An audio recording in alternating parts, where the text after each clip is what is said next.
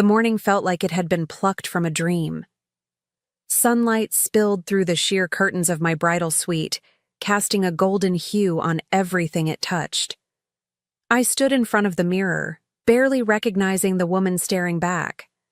My dress fit like a whisper, delicate lace brushing against my skin. The venue was everything I'd ever imagined. Soft lights, white peonies, elegant music floating in the air. And today, I was going to marry the man I thought I'd spend forever with. David. Just thinking his name made my heart flutter. I took a deep breath, trying to calm the nerves that danced in my stomach. Not from doubt, no. Just the kind of butterflies you get when everything you've hoped for is finally happening. My vows were folded neatly in my clutch, words I'd written with trembling hands and a full heart. This was it, my moment. And by my side, as always, was Rachel, my sister, my anchor. She looked beautiful too, adjusting my veil like she'd done it 1,000 times. We laughed about old memories, and for a second I felt weightless, like nothing could touch me. Downstairs I could hear the soft hum of excitement, guests arriving, champagne flowing, music warming up. The whole place buzzed with joy. I peeked through the window and saw friends embracing, family toasting, little kids twirling in dress shoes. Everything looked perfect. Everything felt perfect. And as I gripped the bouquet tighter, ready to walk into this new chapter, I had no idea that something was already unraveling behind the scenes. As I made my way toward the ceremony space, the scent of roses mixed with the soft hum of a string quartet wrapped around me like a warm embrace. Every step I took felt surreal. My father met me halfway, eyes a little misty, smiled trembling just enough to make my own eyes sting. He squeezed my hand without saying a word. He didn't have to. That squeeze said everything: pride, love, and maybe even a little bit of letting go. I leaned into it, feeling grounded for just a moment. Then I saw David, standing at the altar, straightening his cufflinks the way he always did when he was nervous. He looked handsome, of course, but more than that, he looked like home. Like every plan we made, every night we dreamed aloud, every quiet coffee in the morning, they were all leading to this. He caught my eye and smiled. Not big, not flashy. Just that soft, knowing smile that had once made me believe we could weather anything. My heart felt full to the point of bursting. The ceremony itself? A blur of smiles, tears, and words that meant more than they sounded. We said our vows, sealed it with a kiss, and the crowd erupted into cheers. It felt like joy was stitched into the air. Rachel was right beside me the whole time, handing me tissues, fixing my train, whispering sweet little reminders to breathe and soak it all in. And I did. I soaked in every second, because in that moment, I believed I had it all. But looking back now, I wish I'd paid more attention to the shadows behind the smiles. The reception kicked off like a dream you don't want to wake up from. People laughed like they hadn't in years. Music filled every corner of the room, and champagne flowed like celebration itself. Everywhere I looked, there were people I loved, clinking glasses, telling stories, dancing without shame. I felt wrapped in a bubble of warmth and wonder, floating through the evening on clouds made of joy. For the first time in a long time, I wasn't thinking about tomorrow. I was exactly where I wanted to be. Rachel delivered her maid of honor speech with ease. She spoke about childhood memories, about the closeness we shared, about how she'd always seen David and me as soulmates. People dabbed tears from their eyes, and I smiled through mine. Her words meant the world to me because she knew me better than anyone, or so I thought. When she raised her glass and looked at me with that glowing, sisterly pride, I believed every word. I held on to it. I needed it to be real. At one point, I stood off to the side, just watching it all. Watching the people I loved celebrate what I thought was love. And then, just for a second, I noticed something. A flicker. A glance between Rachel and David. It was brief, but it didn't belong. Not in a moment like this. Something shifted inside me, barely perceptible at first, like a thread pulling loose in a perfect tapestry. I shook it off. I told myself I was imagining things. But deep down, a quiet voice whispered, "Not everything is as it seems."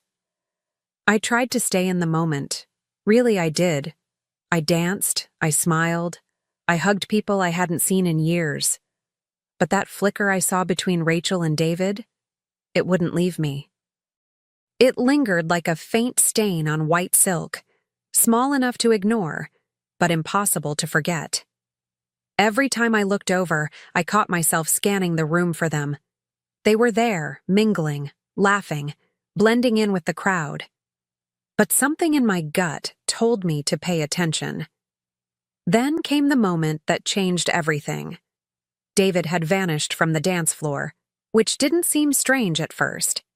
He was probably catching a break, talking to someone, refilling his drink. But when Rachel also disappeared a few minutes later, my stomach clenched. It was subtle, the way they both slipped away, but too close in time to be coincidence. I glanced around, trying not to panic, trying not to create a scene over what could have been nothing. But nothing had never felt so loud.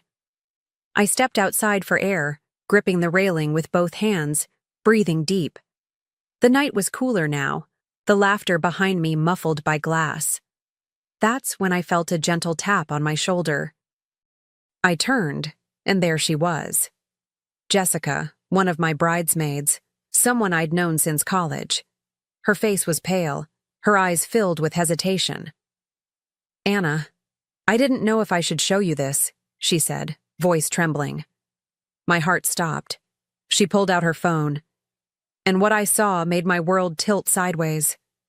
It was a photo. Blurry, yes, but unmistakable. David's hand on Rachel's lower back, her face turned toward his in a way no sister-in-law ever should. The timestamp? That morning. The same morning I was getting my makeup done. The same morning I'd called Rachel in to zip my dress. My throat went dry. I stared at the screen, waiting for my brain to come up with some explanation that could make this okay. But nothing came. Just the crushing weight of betrayal crashing into my chest like a freight train. Jessica looked at me like she was afraid I'd shatter right there. I thought maybe it was old, but the nail polish she's wearing, it's the same as today. I noticed it when she gave the toast. My eyes locked onto the screen again. I felt like I was standing outside of my own life, watching someone else's tragedy play out. My sister, my husband, today of all days. My wedding wasn't even over yet, and it was already a lie. I didn't cry. I didn't scream. I just stood there, frozen, while the music and laughter drifted out from the ballroom behind me like background noise from a different world. My hands were shaking, but my mind? Sharp. Laser-focused. In that moment, I didn't crumble. I calculated. I saw everything so clearly. If this was going to be the worst day of my life, then they were going to feel it too. I wasn't going to let this betrayal be whispered about in corners. I was going to put it on center stage. I walked back inside like I was sleepwalking, but every step was deliberate. The room hadn't changed. The music still played, glasses still clinked, and people still smiled like nothing had happened. I moved through them, nodding, pretending, performing. But inside, I was rewriting everything. Every memory of David's kisses, Rachel's pep talks, every shared dinner, every inside joke, it all curdled. And suddenly, I wasn't the heartbroken bride anymore. I was something else. I was awake. Back in the bridal suite, I locked the door behind me. The air felt thick with perfume and lies. I stared at myself in the mirror, still in my gown, hair still pinned, makeup still flawless, on the outside. But my eyes, they'd seen too much. I wiped away the fake smile and replaced it with war paint, touched up my lipstick, pressed powder to my cheeks, and fixed every strand of hair that dared fall out of place. If I was going back out there, I was going in with my chin up, and my heart armored. There was no breakdown, no sobbing into a veil, just one clear decision. This day would still be remembered, but for reasons no one expected. I tucked the phone into my clutch, along with the truth it carried. I smoothed the fabric of my dress, walked to the door, and placed my hand on the handle. The celebration wasn't over yet. Not until I gave them something to really toast to. When I stepped back into that ballroom, it felt like stepping onto a stage. No one noticed at first. Just another moment in the blur of a wedding reception, until I picked up my glass and tapped it with the silver knife. The sound rang out, sharp and clean. Conversations stopped. Heads turned. The DJ cut the music. And just like that, I had everyone's attention. All those eyes, friends, family, colleagues, looking at me with anticipation, waiting for something sweet and sentimental. I took a breath, my heart thudding in rhythm with the silence. But I didn't tremble. Not anymore. I looked out across the room and found their faces, Rachel's, caught mid-laugh, and David's, already starting to sense something was off. I held my glass up, voice steady. "I want to thank you all for being here today," I began. "It means the world to me to be surrounded by the people I love most." A few smiles, a couple of claps. I let the pause hang, just long enough. Especially my sister, and my husband. Because today, they gave me the greatest wedding gift of all, the truth. Gasps, audible gasps. I didn't blink. I didn't look away. I watched the color drain from David's face and Rachel's mouth fall open like she couldn't decide whether to run or lie. People turned to look at them, eyes wide with confusion, then horror. And still, I kept talking, calm, collected, cold, if I had to be. I wasn't here to plead for sympathy. I was here to hand back the lie they'd given me and let them choke on it. I reached into my clutch and pulled out Jessica's phone. Yes, I asked to borrow it. Evidence needs to be visible. "Some of you may have missed the private pre-wedding celebration my sister and my husband had this morning," I said, holding the screen up high. "Don't worry, I didn't miss it." Gasps turned into murmurs, some hands covering mouths, others grabbing at wine glasses a little too fast. I walked toward the nearest table, placed the phone down, and pressed play. A photo, then another, then another. One guest stood, another peeked over a shoulder. Whispers turned into pointed stares. I could feel the energy shift in waves, confusion turning into disbelief, disbelief hardening into disgust. "I always thought betrayal would feel like fire," I said. "Turns out it feels like silence. Like getting ready for your wedding while the two people you trust most are off creating their own little ceremony without you." Rachel took a step forward. "Anna, wait, this isn't what it looks like." Her voice cracked, hands trembling. I met her eyes, and I swear, for the first time in my life, I didn't recognize her. David didn't say a word. He just stood there, pale, frozen, eyes darting between faces like a child caught stealing. I smiled, just a little. Not out of joy, but out of resolve. "Don't worry," I said. "I'm not angry anymore. I'm free. And you? You're welcome to each other." People were frozen in their seats, blinking, processing. I could see my mother shaking her head in disbelief, my aunt whispering prayers under her breath. A few guests had already stood up and walked out, but I didn't stop. I wasn't finished yet. I picked up my champagne flute again, raised it slowly, and let my voice carry. To love, honesty, and starting over. And to learning that sometimes the best thing you can do is let go of what was never really yours. Then I turned, heels clicking on the floor like punctuation marks, and walked toward the towering wedding cake in the center of the room.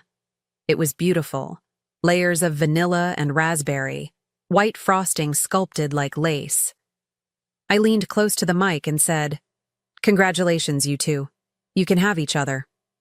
I took the cake knife in hand, sliced off the biggest piece I could manage, held it up with a smirk, and added, "I'm keeping the cake." The room erupted. Not in cheers, not in outrage, just a stunned collective moment of awe. People didn't know whether to clap or cry. I didn't care. I walked out with my head held high, the sweetness of raspberry on my tongue, and a strange, unexpected calm settling over me. I had just burned it all down. And somehow, it felt like the first real breath I'd taken in years. The moment I stepped outside, the air felt different, sharper, clearer, like I'd walked out of a house full of smoke and finally breathed clean again. I didn't look back, not once. People were calling my name, some in confusion, others maybe out of sympathy, but I just kept walking. There was nothing left for me in that room except broken promises and red wine stains. I got into the car someone had arranged, who I don't even remember, and I shut the door like I was closing a chapter I'd never reread. I didn't cry that night. That surprised me. You'd think after a betrayal like that, after years of building a life, I'd collapse. But there was something strangely empowering about it all. I went home, took off the dress, peeled off the lashes, and stood in front of the mirror again, barefaced, tired but intact. I poured myself a glass of wine, kicked off my heels, and just sat in silence. Not the kind that hurts, the kind that heals, the kind that says, "You survived it. Now what?" The days that followed were chaos. People called, texted, messaged me on social media. Some didn't know what to say. Others said everything. My cousin posted a video from the reception, and it spread faster than I expected. Friends I hadn't heard from in years sent me messages like, "You were incredible, and that took so much strength. I didn't plan to be anyone's inspiration. I just wanted to stop being anyone's fool." I filed for annulment the following week. No hesitation, no back and forth. The paperwork felt cold, clinical. Irreconcilable betrayal wasn't a legal term, but it should have been. David never fought it. He knew. Everyone knew. He didn't reach out, didn't beg, didn't even try to spin the story.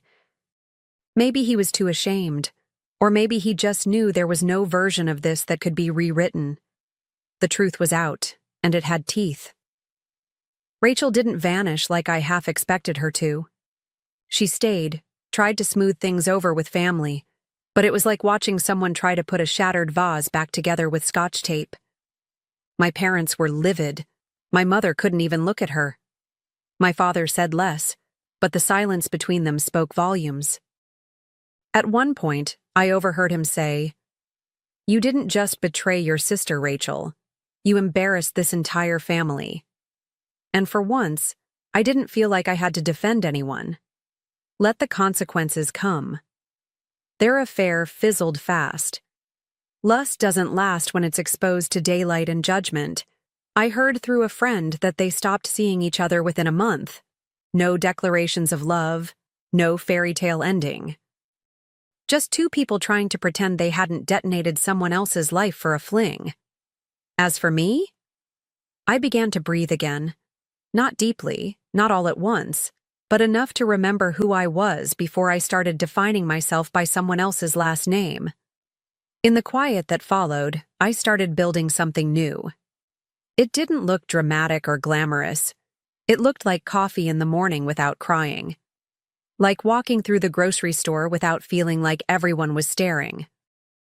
It looked like slowly learning to laugh again without guilt. I leaned into the people who stood by me. Friends who showed up unannounced with wine and playlists. Family who didn't tiptoe around the topic but held space for my anger and my silence. That kind of support, it saves you. I stopped asking why. I stopped replaying it all in my head.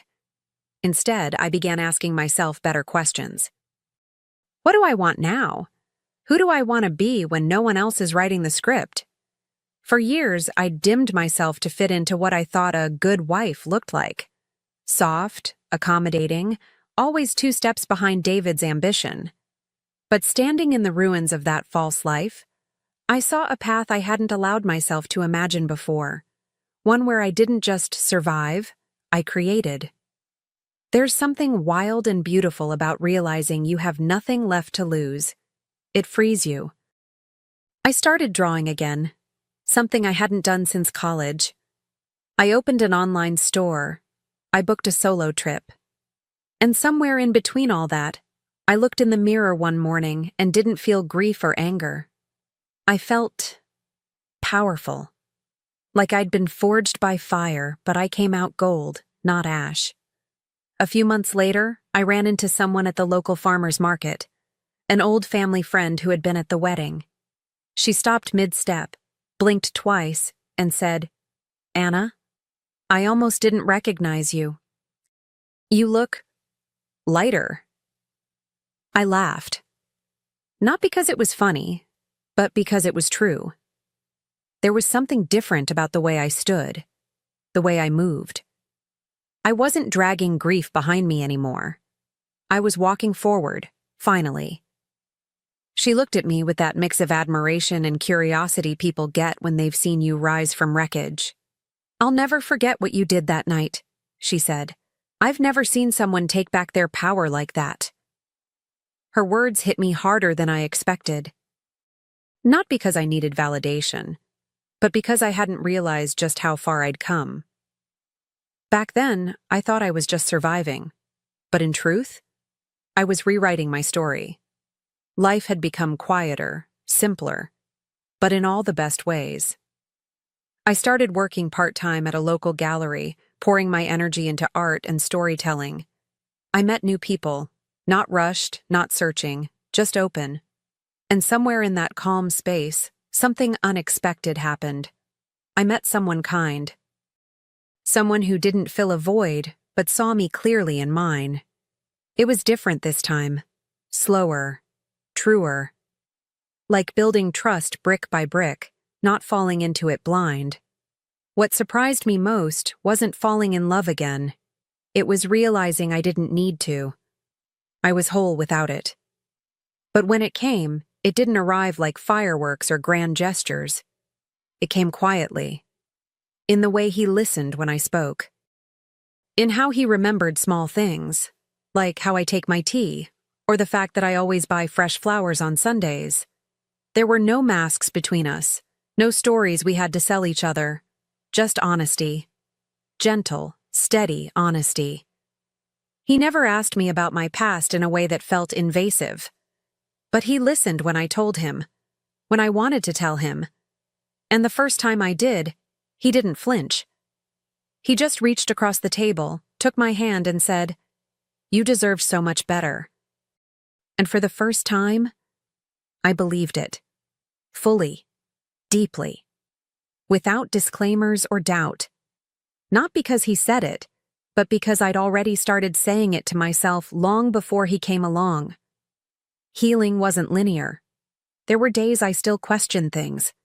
Still woke up with the ghost of a memory I hadn't invited.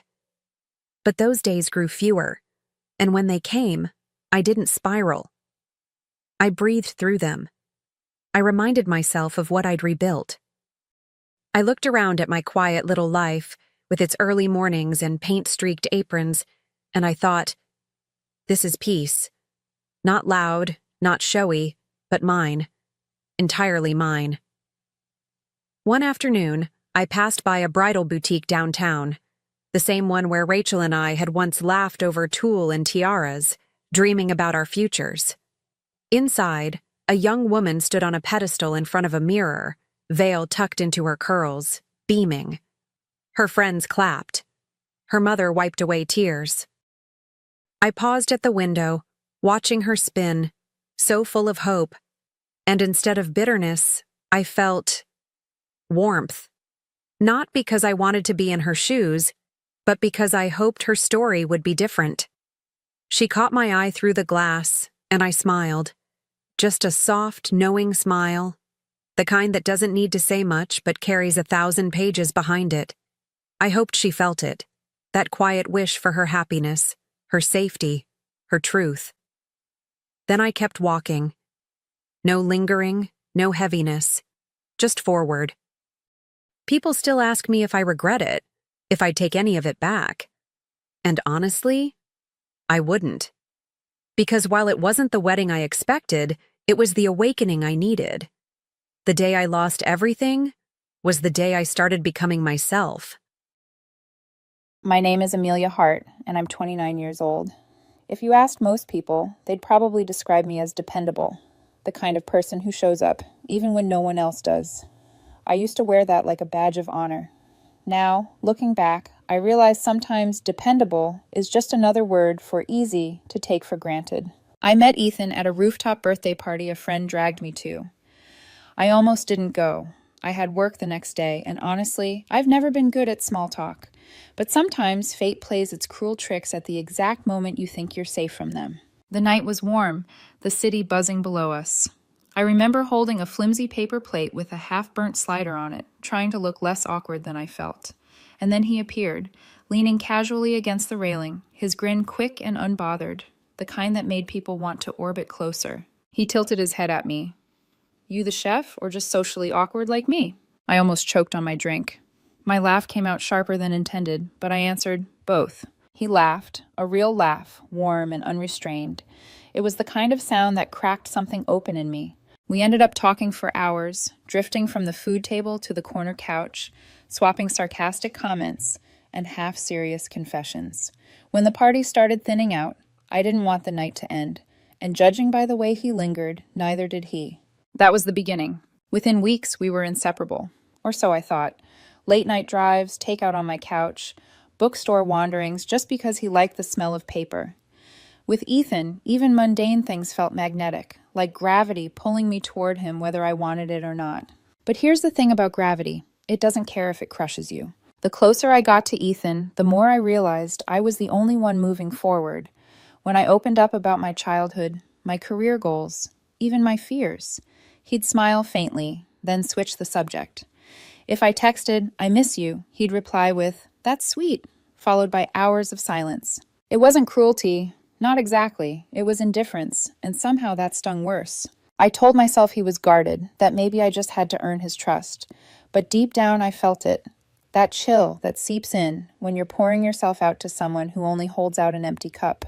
One night, after a long drive where I'd been rambling about my plans to maybe start my own business someday, he glanced at me and said casually, "You worry too much. Don't get too attached." I laughed it off. "Attached to what?" I teased, nudging him. He smirked. "To me." He said it like a joke. I treated it like one. But something in his eyes, that fleeting flicker, like he was already warning me, should have made me pause. I didn't, because when you're falling, you don't notice how close the ground is until you hit it. Ethan lost his job about 3 months into our relationship. He brushed it off as office politics, some drama with his manager. But the truth was, he didn't want to talk about it. I did what I always do, tried to help. "Send me your resume. I'll polish it up," I said one night while we ate takeout in his apartment. He waved me off. "I don't need charity, Amelia. I just need some space." So I gave him space and quietly picked up the slack. I covered most of our dinners. When he hinted about being late on rent, I wired him $600 without him asking directly. His only reply was a short text. "Got it." No thank you, no emoji, nothing. I told myself gratitude wasn't important, that supporting someone you care about means doing things without expecting acknowledgement, but deep down a voice whispered, "You're being used." I ignored it. When Ethan got sick a few weeks later, nothing serious, just the kind of flu that left him whining in bed, I canceled my own birthday dinner with friends to take care of him. I made soup, picked up his prescriptions, even cleaned his kitchen while he drifted in and out of sleep. "You're so sweet," he mumbled once, before rolling over and passing out again. The next week, when I tried to reschedule my birthday dinner, he forgot it was even happening. "Oh, that was tonight?" he texted. "Sorry, got plans already." I remember staring at my phone screen, my cake half melted in its box, and wondering why it hurt more that he forgot than if he had just said no. My friends started noticing. At brunch one Sunday, my closest friend leaned across the table and whispered, "Amelia, he doesn't look at you the way you look at him. I mean it. Be careful." I smiled and waved her concern away. You don't know him like I do. He's just different. But that night, lying in bed alone, I replayed those words. He doesn't look at you the way you look at him. It was true. Ethan had this calm, distant energy that drew people in, but it never gave them a place to land. And there I was, building a whole home in my heart for someone who didn't even knock at the door. The foreshadowing signs kept piling up, little red flags I stuffed into drawers until they threatened to spill out. Like the night I tried to open up about how much I cared for him. I think about us a lot, I admitted softly, sitting beside him on the couch. I see a future here. He didn't even look up from his phone. You get too emotionally invested sometimes. I laughed nervously. Isn't that the point of being in a relationship? He finally glanced at me, smirking. Maybe for you. Don't get too attached, Amelia. The words hit harder the second time he said them. I tried to cover my unease with a smile, but my chest tightened. It was like he was planting seeds of doubt in soil I was desperately trying to keep fertile. Still, I stayed. Because when you love someone like Ethan, you convince yourself that scraps are meals. That the small moments, a laugh in the car, his hand brushing yours in the dark, are proof enough that love exists. You ignore the silence. You excuse the forgetfulness. You accept the imbalance. And you tell yourself, it'll all be worth it when he finally realizes how much I love him. I didn't know then that the realization I was waiting for would never come. Not from him, anyway. I've always believed love was about gestures. Not the flashy kind you post on Instagram, but the quiet ones. Remembering someone's favorite snack, leaving notes in their bag, planning something thoughtful just to see them smile. So when Ethan mentioned once, almost in passing, that the ocean made him feel peaceful, I held on to it. I thought, this is it. This is how I can finally show him he matters. I spent 3 months saving, cutting corners on groceries, and skipping nights out. By the time his birthday was close, I had enough to book us a weekend at a luxury beachside resort, the kind of place I'd only ever admired in magazines. I even bought him a bracelet, silver and simple, engraved with words he once told me in a rare moment of vulnerability. With you, I feel safe. That sentence had echoed in my mind ever since. I thought giving it back to him, etched in metal, would remind him of the truth I believed was buried beneath his indifference. The morning of the trip, I showed up at his apartment with coffee, the way he liked it, oat milk and 2 sugars. Surprise, I grinned. Pack a bag. We're going away for the weekend. He blinked at me, coffee halfway to his lips. Seriously? Like, right now? I laughed nervously, brushing my hair behind my ear. Yeah, it's all planned. Just grab some clothes, I'll drive. He gave a half smile, but it wasn't the kind I hoped for. Okay, that's cute. Cute, not amazing, not thoughtful, just cute. Still, I ignored the sting. I told myself once we got there, once he saw the ocean, once he opened the bracelet, everything would shift. The drive was quiet. Ethan scrolled on his phone, chuckling at group chats while I stole glances at him, searching for any sign of excitement. You okay? I asked softly. Yeah, just tired, he muttered, eyes glued to the screen. I nodded, but a pit was forming in my stomach. When we arrived, the resort was breathtaking. Ocean views, a balcony with fairy lights, the rhythmic crash of waves just far enough to soothe you. It was everything I imagined he'd love. But Ethan barely looked around. He tossed his bag on the bed and asked, "What's the Wi-Fi password?" That night, I booked us a table at the resort's best restaurant. I put on a dress I hadn't worn in years, navy silk, soft against my skin. He wore a crisp shirt, and for a moment, when he walked toward me, I thought, maybe tonight will be different. The restaurant was draped in golden light, the ocean breeze weaving through as candles flickered between us. My heart pounded as I slid the small gift box across the table. He opened it, read the engraving, and said flatly, "Wow, you remembered that?" "Of course," I whispered, smiling weakly. It meant something to me. He slipped the bracelet back into the box without wearing it. My throat tightened. Is something wrong? Ethan swirled the wine in his glass, his face unreadable. You really want to do this here? Maybe it's the perfect place, I said, my voice trembling. I just need to know where you are in this. In us. He leaned back, bored, like I was discussing weather forecasts. I like you, Amelia. I enjoy being with you, but, he shrugged. You're way too emotionally invested. You're 10 steps ahead, imagining forever. I don't move like that. I swallowed hard. I'm not asking you to marry me tomorrow. I just want to know if we're growing in the same direction. Because sometimes it feels like I'm the only one trying. His lips curled into a pitying smile. the kind you'd give a child who doesn't understand the rules of the game. Then he said it. Don't get too attached. I don't see this lasting. The words sliced through me, clean and merciless. For a moment, the world blurred. The sound of waves, the clinking of glasses, the flicker of candles, all muffled under the weight of his indifference. I thought I'd cry or beg or argue, but instead I just sat there, hollow. He sipped his wine like he'd just discussed the specials with the waiter. I realized then I had built a castle on sand, and the tide had finally come. That night, after dinner, Ethan slipped off his shoes, flopped onto the hotel bed, and started scrolling through his phone as if nothing had happened. The words "don't get too attached" still echoed in my chest like broken glass rattling inside a jar. I sat on the edge of the balcony, watching the waves crash against the shore.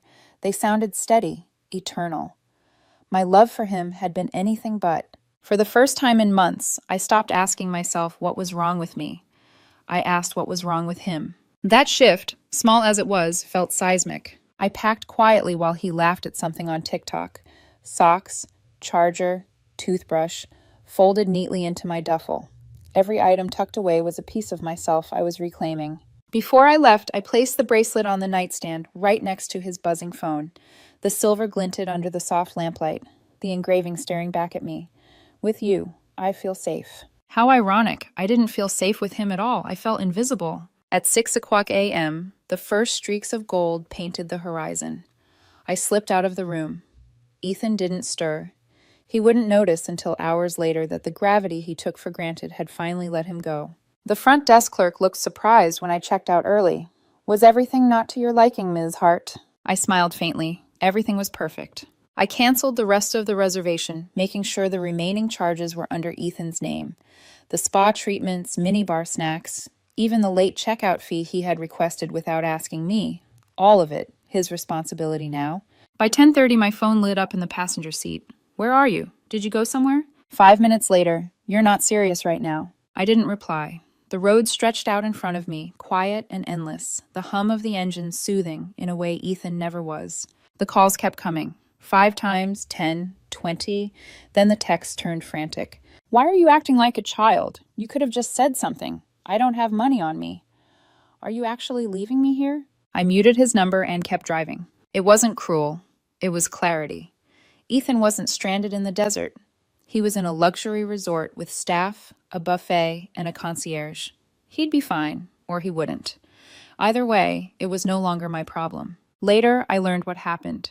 He hadn't brought a credit card, only a debit card with a pathetic balance. He assumed, as always, that I'd cover everything. When the front desk presented him with charges, he panicked. He begged them to let him leave without paying, but policies are policies. They held his license until someone wired the money. That someone wasn't me. For once, Ethan had to face consequences without me cushioning the fall. Meanwhile, I was back home, standing in my kitchen with sunlight streaming through the window, breathing more deeply than I had in months. I didn't text, I didn't explain. My silence was the loudest truth I'd ever spoken, and I realized he had no idea how to fight against silence. Ethan didn't disappear. Men like him never do. They thrive on being chased, and when the chasing stops, they panic. At first, it was calls and texts. Why are you doing this? You could have just told me how you felt instead of ghosting me. Then it was guilt tripping. After everything I've been through, you really think this is fair? Finally, it became desperate. Please, just help me this once. Every message I ignored felt like a stitch closing an old wound. When the text failed, he tried going through my sister. One night she called, confused. Ethan messaged me. He sent me a picture of you two from months ago and asked me to talk to you. Do you want me to? I didn't hesitate. No, because I was done explaining myself to someone who had never listened. For the first time in years, my life felt light. I spent weekends with friends again, laughing without glancing at my phone. I picked up hobbies I'd abandoned. Painting, hiking, baking at midnight just because I felt like it. And then there was Liam. We met at a friend's game night. He wasn't dazzling like Ethan, not the kind of man who sucked the air out of a room. He was steady, kind. He asked questions and actually listened to the answers. He laughed with his whole body, not just a smirk. The first time he cooked for me, lasagna with slightly burnt edges, I realized I didn't have to beg for crumbs anymore. I could be full. By the time August rolled around, I was smiling more than I had in years, which is why it stung, just a little, when Ethan appeared again. It was at a crowded birthday dinner, long tables filled with chatter and clinking glasses. Liam sat beside me, his hand resting casually on my knee. Across the room, Ethan froze when he saw us. For a moment, his face crumpled. Disbelief, bitterness, then that practiced mask of indifference. But mask slip, his eyes gave him away. Later, while Liam stepped out to take a call, Ethan approached me at the bar. "Can we talk for a second?" His voice was low, almost pleading. I nodded, not out of hope, just curiosity. We stepped outside onto the patio. The night air was cool, the city humming around us. "I've been trying to reach you," he started. His shoulders slumped, a far cry from the careless confidence he once wore.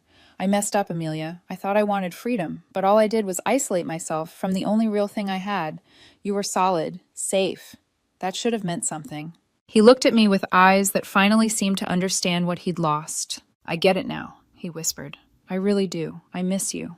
For a moment, silence stretched between us. In another life, I might have cracked, might have let his words reel me back in, but not this time. I took a slow breath and met his gaze. "You told me not to get too attached," I said softly. He blinked. So I didn't. The shock on his face was almost pitiful. He opened his mouth, searching for something to say, but I cut him off gently. "You were right, Ethan. It didn't last. And that's not my loss. It's yours." I turned and walked back inside. Liam was at the table, laughing with my friends like he'd known them forever. When he saw me, he smiled. Not performative, not desperate, just warm. I felt myself exhale, a weight I hadn't realized I was still carrying, finally slipping off my shoulders. Ethan stayed outside, alone, scrolling his phone like a man clinging to a life raft made of smoke. For months, I replayed that night at the resort in my head, torturing myself with what I could have done differently. Now, I don't anymore. Because he was right about one thing. It didn't last. And thank God it didn't. My name is Shelley Mayer. I'm 27 years old. And if you'd asked me a week ago what kind of life I wanted, I would have said something simple. Not glamorous, not fireworks every night, just steady. I'm an IT specialist, which means my days are filled with code printers that refuse to cooperate and coworkers who panic when the Wi-Fi flickers. I rent a modest apartment downtown. I cook dinner most nights, and I look forward to quiet Fridays curled on the couch with someone I love, a bowl of pasta in hand and a movie humming in the background. To me, that wasn't boring. That was happiness. At least that's what I thought until last Wednesday. It started with my phone buzzing at my desk. I was knee-deep in a ticket about a stubborn printer when the notification popped up a text from Maya, my best friend since college. "Maya Shelley, is this Ethan? Please tell me this isn't your boyfriend." She attached a TikTok link. Now, I don't really do TikTok. Ethan does. He posts here and there outfit checks, day in the life, clips the occasional workout flex. I always brushed it off. I'm not the jealous type, and I trusted him, or at least I thought I did. I clicked the link, half smiling, already ready to tease him about whatever goofy thing he'd posted this time. But the second the video loaded, my smile died. The screen lit up with Ethan at his vanity mirror hair gel, in one hand, grinning like he was auditioning for a reality show. The caption, in glittering letters, read, "GRM to dump my boring girlfriend." At first I thought maybe it was some joke, a prank, a stupid trend. My stomach whispered otherwise, but denial is a stubborn thing. Then he started talking. "Okay, guys," he said to the camera, his voice bright smug. "Tonight's the night. I'm finally dumping my boring girlfriend." Like, don't get me wrong, she's sweet, but seriously, predictable to the point of pain. She thinks staying in and cooking pasta counts as a romantic date. Like, hello. We live in a city with actual restaurants. He laughed at his own joke while blending foundation into his skin. My ears rang. "Don't even get me started on her job," he went on, his tone dripping sarcasm. "Congrats, you fix printers. So hot." I felt the blood drain from my face. Around me, the office clattered on keyboards, tapping phones ringing, but I heard none of it, only his voice. And meanwhile, I'm out here with options. Been talking to Dahlia, DJ Deluxe. She's actually ambitious. She actually knows people. Drives a Beamer, not whatever sad sedan Shelley thinks is cool. Tonight I'm telling Shelley it's over, and then I'm heading to Dahlia's show. He slicked his hair back, puckered his lips, and winked. "Wish me luck dumping Miss Low Value. Maybe she'll finally get it being stable isn't the same as being attractive." The video ended with him blowing a kiss at the camera. I sat there, frozen, phone in my palm like it had just burned me. Across the cubicle wall, Kevin from accounting glanced at me. You okay, Shelley?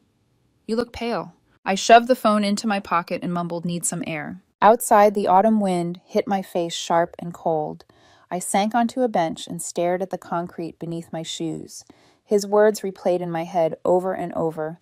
Boring, low value, misfix printers.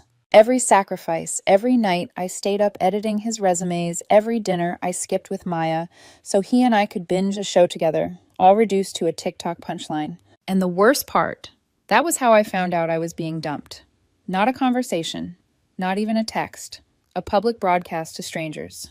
My phone buzzed again, another text from Maya. Maya Shelley, this is vile. Are you okay? Do you want me to come over? I couldn't reply. My throat felt locked. Instead, like an idiot, I reopened the video. By then, the comments had exploded. Girl, he sounds like a good guy. Why are you clowning her? Not the pasta slander some of us like home-cooked meals. You're bragging about leaving a stable partner for a DJ, yikes. There were laughing emojis, too, egging him on. But most weren't buying it. That should have given me comfort, but it didn't. My humiliation was still splattered across a glowing screen for thousands to witness. I clenched the bench until my knuckles ached. My first instinct was to call him, demand an explanation, scream. Why? But then a strange calm settled over me, slicing through the panic like ice. What good would that do? He'd already decided my worth. Not in private, but in front of an audience. Once you do that, there's no coming back. I looked up at the gray sky, the city skyline blurred against it. The wind stung my cheeks, but inside, something colder had begun to form. If he wanted a show, fine. But I wouldn't play the role he wrote for me. When I walked back into the office, coworkers avoided my eyes. They knew. Or maybe I just imagined they did. Either way, the humiliation pressed heavy on my chest. That night, I didn't wait for him to come home. I didn't even sit down. I stood in the doorway of our apartment, staring at the clutter. He left his sneakers by the door, his cologne bottle on the counter, his jacket slung carelessly across a chair.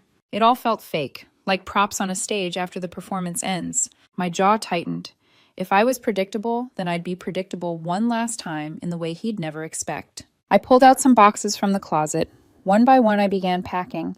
His shoes, his shirts, his stupid hair products, all of it stripped from every corner he'd staked in my space. The anger wasn't driving me. Clarity was. A strange, razor-sharp calm.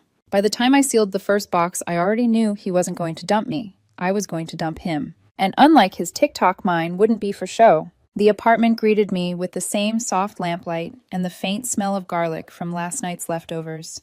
It should have felt safe. Instead, it felt like walking back onto a stage where everyone already knew the ending but me. I didn't take off my coat. I didn't put down my bag. I stood inside the doorway and let my eyes map the territory like I was seeing it for the first time, his sneakers splayed, open-mouthed by the mat. A pair of dumbbells abandoned under the coffee table. His cologne, the one that always gave me a headache, left uncapped on the kitchen counter. His jacket, expensive black heavy, draped over the back of a chair like a human shrug. Props, every piece a cue. And suddenly I could hear his laugh echoing off the walls, the one he used in videos bright, practiced, flawless. I set my bag down and pulled the first cardboard box from the hall closet. The tape dispenser shrieked as I fed the roll along the seam. The sound was ugly and honest, and I liked it. In the bedroom, I started with the top drawer of his dresser. Cuffed socks, gym shorts, a tangle of cords he promised he'd sort this weekend. I folded each thing into its own tired rectangle the way I'd always done when we cleaned together, and he stood behind me, supervising. I didn't rush. I wasn't angry enough to rush. I was precise, calm, almost gentle, like I was closing down a system the right way so nothing corrupted on the way out. With every drawer I emptied, the room changed temperature, lighter, quieter. The mirror over the bureau showed a woman moving slow and sure, hair pulled back, face set in a line that said she'd chosen something and would not unchoose it. Halfway through, my phone buzzed. Maya. Maya, I'm parked outside your building. Don't argue. I brought snacks and emotional opinions. I exhaled a laugh I hadn't expected. I texted back. Me doors open. Don't trip over his ego on the way in. Less than a minute later, Maya stepped inside, hugging a tote bag to her chest like contraband. She took one look at the boxes and nodded once. Not pity, approval. Okay, she said, dropping the bag, toeing off her boots. We're doing this the healthy way, methodical, and a little bit petty. I'm not petty, I said, and meant it. Right. And I'm not dramatic. Give me something to pack. We moved in a rhythm that didn't need words. She took the closet where his jackets hung in hearty confidence. I took the nightstand where receipts were stuffed like secrets. As we worked, she narrated to keep things light. Here lies the bomber jacket of a man who thinks the word ambitious is a personality. Don't make me laugh, I said, smiling anyway. Tape's not cheap. In the bathroom, I lined up his products like little soldiers and swept them into a fresh box mousse gel, a pomade he said was artisanal, the curling iron he'd borrowed for an experiment and never returned to the drawer properly. I wound its cord carefully. Not my mess anymore, but I wouldn't leave a fire hazard behind. By the time we reached the kitchen, the apartment sounded different. No metal hangers clacking, no drawers rasping, just the soft thud of full boxes and the whisper of tape. I rinsed 2 glasses and filled them with water. Maya leaned on the counter like it might give way. You really okay? She asked. Ask me in a week, I said. Right now, I'm clear. Clear is good. Clear was better than rage. Clear cut straight.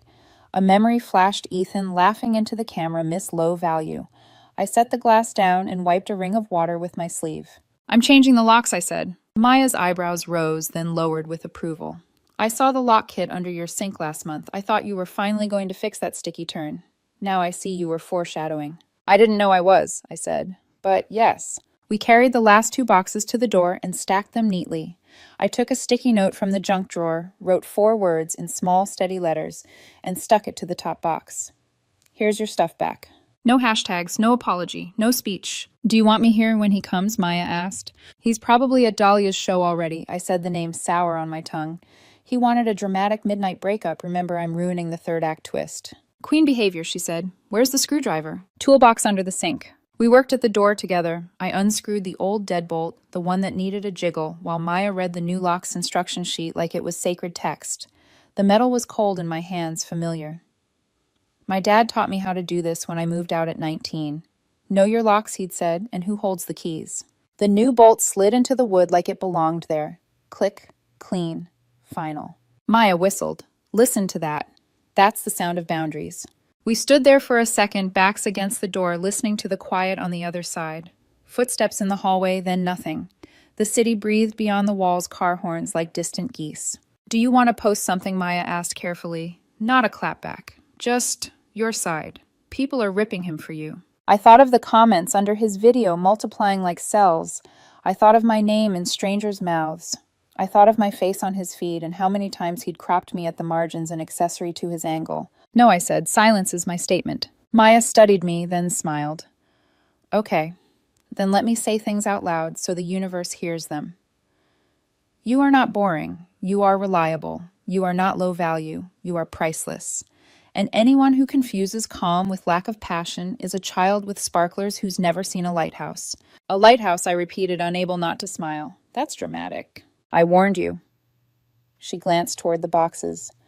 What do you want to do with those? I'll text him the new plan, I said. He can schedule a pickup. I'll leave them in the lobby with the concierge. No scenes. No monologues. Maya squeezed my hand. I'm proud of you. When she left, the apartment felt bigger but not lonelier. The missing weight was his. My weight remained set in bone. I walked room to room, touching surfaces we'd thought of as shared table couch. The small dent in the hallway, where we once bumped the laundry basket. Everything was quieter, not because it was empty, but because it was finally telling the truth. In the living room, I sat on the floor and let my back rest against the couch. My phone vibrated against my thigh. I didn't need to look. I knew the name that would be on the screen before I turned it over. Ethan. I let it buzz once, twice. A 3rd time a call. It clicked to voicemail. A minute later, a text. Ethan. Seriously. You packed my things. What is wrong with you? I watched the bubbles appear, disappear, reappear. Ethan. Open the door. I'm on my way. No, you're not, I thought. Dahlia's show started at 8. Your ticket was your swagger. Your audience was your mirror. But I typed nothing. Another text. Ethan, you're being hysterical. We needed to talk. It was a joke. My thumb hovered. I could have answered 100 things. I could have cited quotes, timestamps, metrics. I could have explained how jokes land when they're kind and rot when they're cruel. Instead, I pressed the side button and watched the screen go black. Silence folded over me like a blanket I chose. I changed the Wi-Fi password, not out of spite, out of habit. Systems need clean logins. I opened the kitchen window and the night moved in a low city hum, someone laughing on the sidewalk, a bicycle bell flicking twice, the type of soundtrack I used to choose for cooking. I lifted the lid on last night's pot and smiled at the basil and tomato scent that bloomed up. Pasta. Boring, apparently. Comfort, actually. I reheated it and ate, standing up, fork scraping the bowl in slow circles. Mid-bite, my phone chimed again. A voicemail transcription loaded itself like unwanted subtitles. Ethan voicemail. Shelley, seriously. You're making me look like a monster. You could at least defend me. You know I exaggerate online. That's my brand. People don't get it. This is bad for both of us. Call me back. Both of us. The part of me that had once believed we were a team flinched. The rest of me kept chewing. I swallowed, washed the bowl, set it to dry. Before bed, I pulled a small cardboard box. From the back of the top shelf, our memories, the ones we'd never organized. Wristbands from a street fair.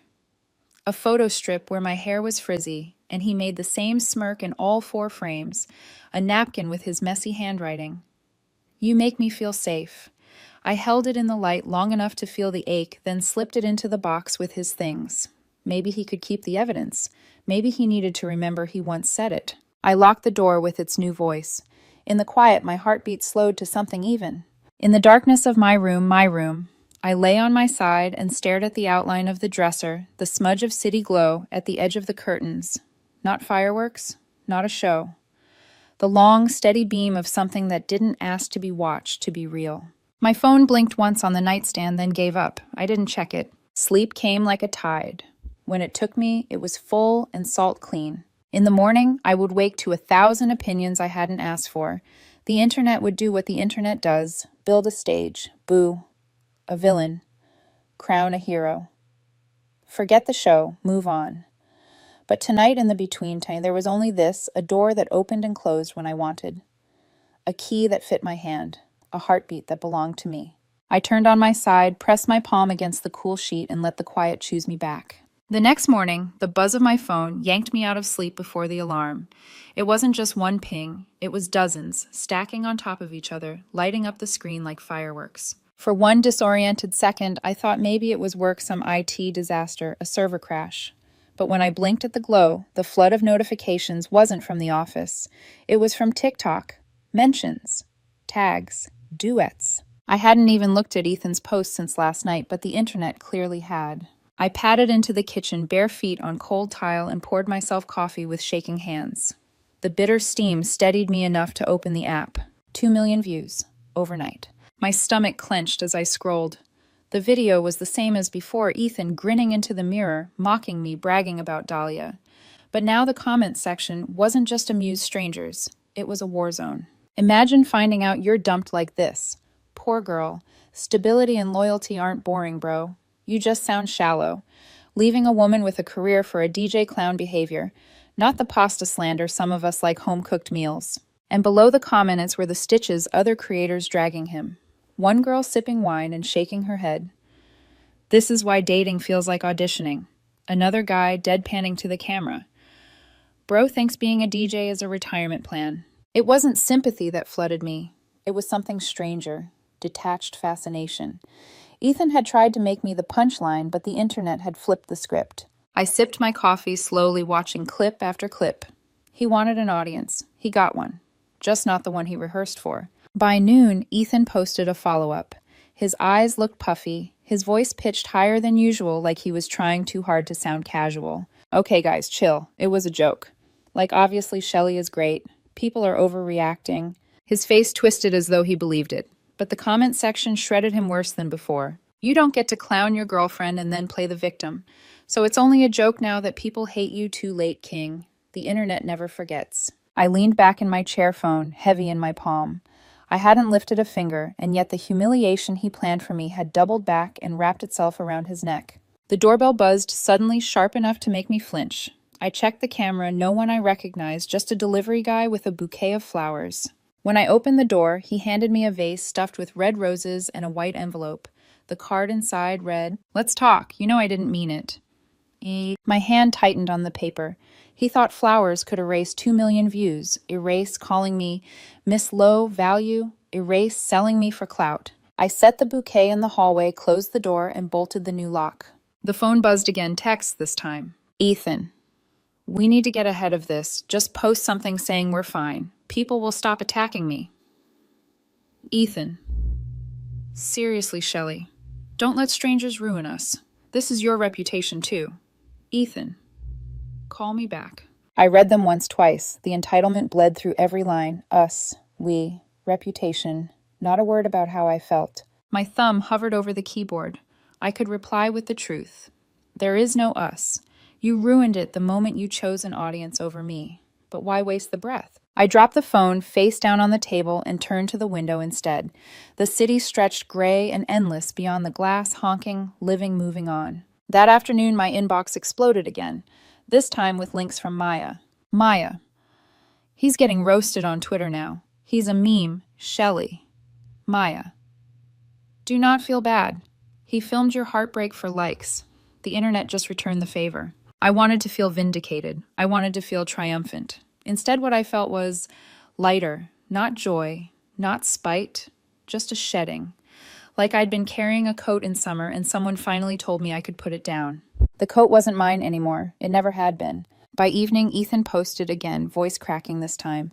Please stop. You don't know what it's like. I'm a good guy, really. I sat on my couch, sipping the last of my coffee gone cold, and let the screen go dark.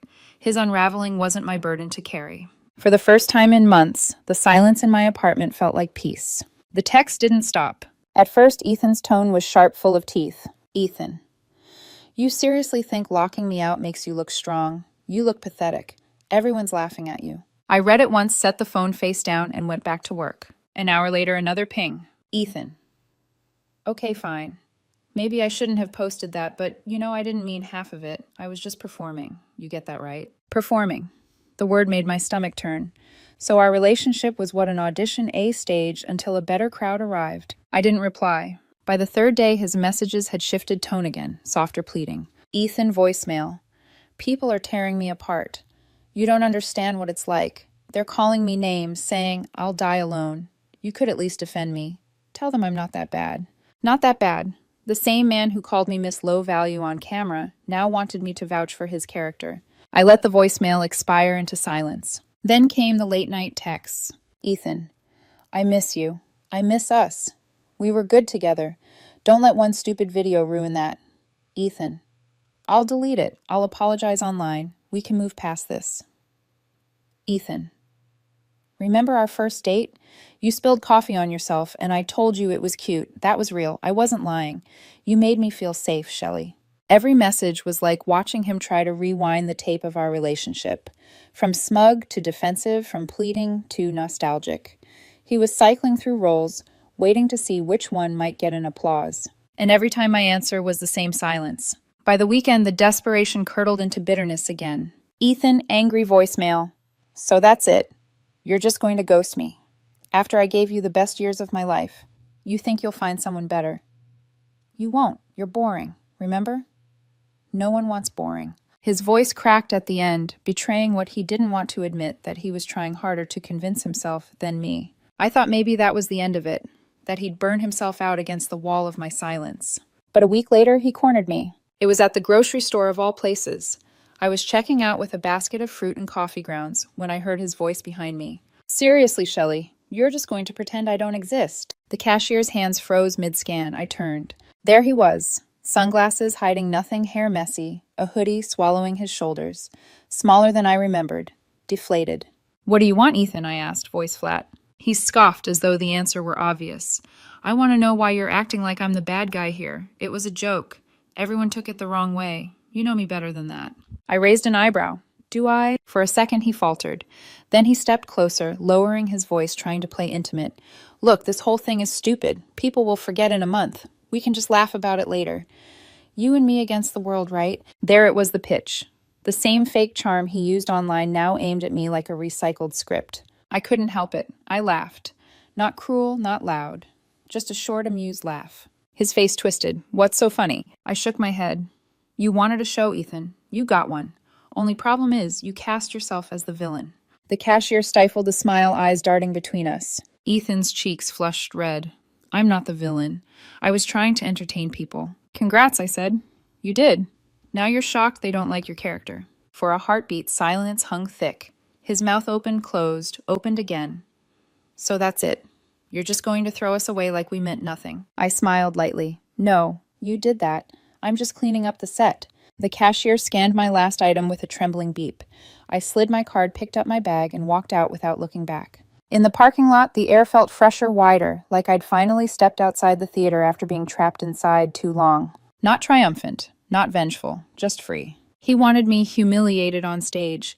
Instead, he'd written his own downfall, and I didn't even have to buy a ticket. The night after the grocery store, I sat by the window with a mug of tea, watching the city glow. Cars pulsed along the street like veins. Voices rose and fell on the sidewalk below. Life kept moving. And for the first time in weeks, I didn't feel like I was falling behind. I felt steady. My phone buzzed on the table. I almost ignored it, but curiosity tugged. Another voicemail transcription loaded across the screen. Ethan voicemail. You think you're better off without me? Fine. But don't act like you're some saint. No one wants boring, Shelley. You'll see. You'll miss me when you're alone with your pasta and your printers. I let the words scroll to the end. Then I pressed delete. It was amazing how quiet the room felt after that. The next morning, Maya came over with croissants. She sprawled on my couch like she owned it, hair in a messy bun, eyes sparkling. He's still trending, she announced between bites.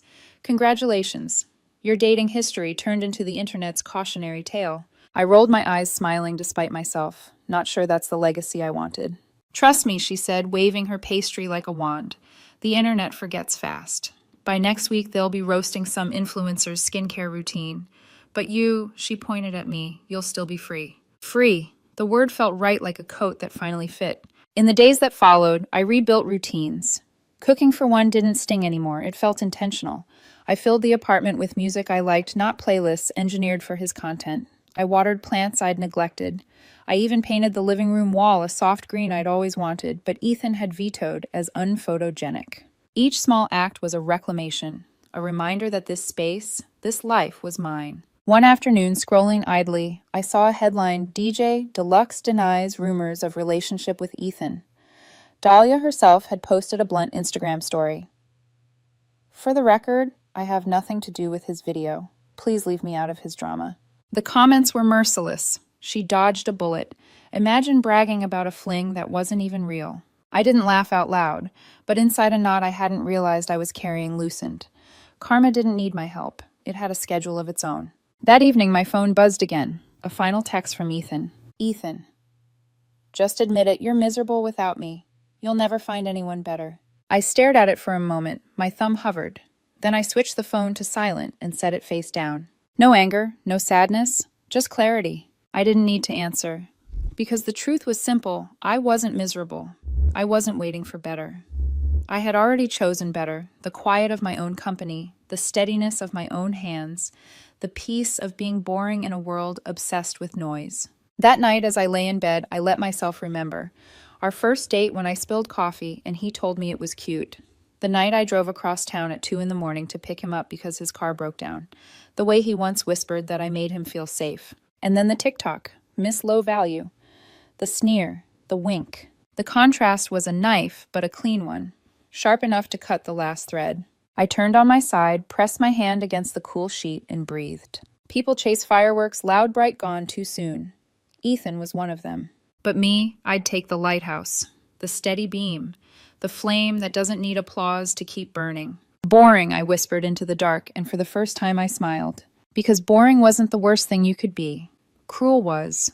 Shallow was. Disrespectful was. He could keep his fireworks.